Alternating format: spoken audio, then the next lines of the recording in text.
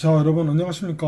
저는 27년 동안 학생들에게 영어를 가르쳐온 영어 강사이자 원장입니다.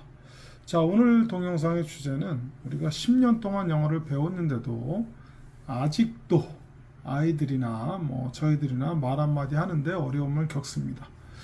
사실 제가 이제 10년이라고 했지만 10년이라기보다는 7년이죠. 고등학교 영어는 입시 위주이기 때문에 사실 영어라고 하기도 참 민망할 정도입니다. 그러니까 이제 초등학교 3학년서부터 이제 본격적으로 학교에서 이제 영어를 배우는데 사실 초등학교는 수업 시수, 그러니까 수업 시간이 이렇게 많지가 않아요. 일주일에 1시간이나 2시간 정도라서 크게 학생들이 영어 하는데 도움은 안 되는데 중학교 가면 이제 일주일에 4시간씩 하죠. 그래서 제가 이제 중점적으로 얘기하고자 하는 것은 이 중학교 영어를 얘기하고자 합니다. 이제 보통 물론 이제 초등학교에서도 이제 문법을 배우긴 하지만은 중학교 가서 이제 본격적으로 문법을 배우는데 이 문법이란 게 우리가 문법을 배우는 이유는 글 쓸 때 틀리지 않기 위해서 배우는 과정이거든요. 그런데 사실 우리가 기초적인 형용사나 동사나 이런 것도 제대로 중학교 때 제대로 읽지도 못하는 상황에서 그냥 뜻만 외우고 넘어가고, 특히 과거동사나 미래형 같은 경우는 영어 회화에서는 굉장히 이제 많이 쓰이는 그런 유형이거든요. 근데 이제 연습을 거의 안 합니다. 그냥 문장 해석 정도나 하고 단어 암기 정도 시키고 그렇게 넘어가서 이제 중학교 2학년 때 이제 본격적으로 문법을 다 배워서 중3 때 이제 거의 끝나고, 보통 문법의 한 95%가 중학교 때 거의 완성됩니다. 고등학교 가면 그렇게 문법이 크게 없어요. 보통 중학교 때 배운 문법을 이제 반복을 하는 건데, 근데 이제 그 중학교 때 가리키는 이제 문법이 제가 초반에 이제 말씀드렸다시피 문법을 가리키면 영작을 이제 시켜봐야 되거든요. 그러니까 글 쓸 때 틀리지 않게 위해서 우리가 문법을 배우는 거니까.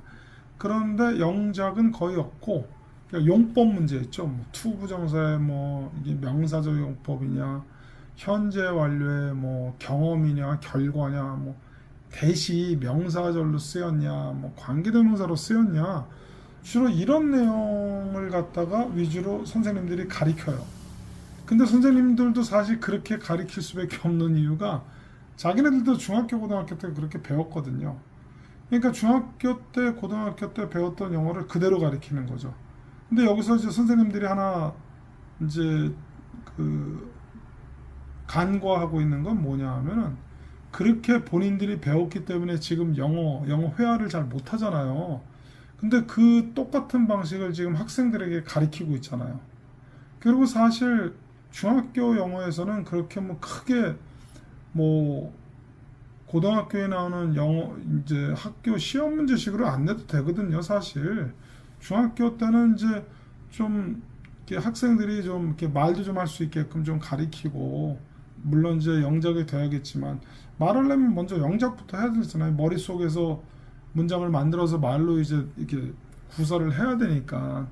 그런데 그런 경우는 거의 없어요. 학교 용어에서 영작 가리키는 건 거의 없습니다. 물론 이제 학교 시험에 한 서너 문장 정도 나오는데 그것도 영작이라고 보기에는 굉장히 애매한 그런 문제만 골라서 냅니다. 그래서 요새 이제 우리 이제 한 십몇 년 전에 그랬잖아요. 영어를 10년 배워도 학생들이 영어를 제대로 못한다, 문법만 가르쳐서 그런다는데, 문법만 가르쳐서 그런 게 아니고요.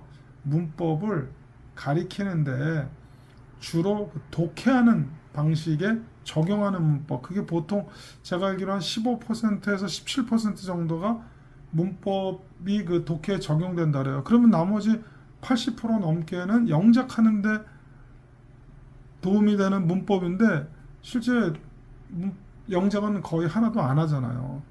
그래서 선생님들은 또 맨날 이제 하던 말이 한 반에 학생들이 너무 많다 그러는데, 영작하는 거하고 한 반에 학생 많은 거하고는 상관없어요. 학생들이 많으면 선생님이 영작할 수 있도록 프린터 나눠주고 써보기 한 다음에 짝끼리 맞춰보고, 선생님이 또 손 돌면 선생님이 가서 맞아있는지 틀렸는지 확인해보는 그런 수업을 하면 되거든요. 다 끝나고 나서 자신 있는 거 문장 몇 개 말로 해봐라. 손 들고서. 그렇게 돌아가면서 막 시키고 그러면 한 시간이 정말 금세 지나갑니다. 그런데 선생님이 거의 100% 위주, 100% 리드하는 수업만 하고 학생들에게 시켜보지 않고, 학생들이 이게 언어잖아요. 언어니까 학생들이 실제로 하게끔 유도를 해야 되는데 전혀 그런 거 없이 그냥 본인들이 옛날에 배웠던 그런 방식, 용법, 틀린 거 고치기, 뭐 쓰임이 다른 거 고르기, 이런 것만 가르치니까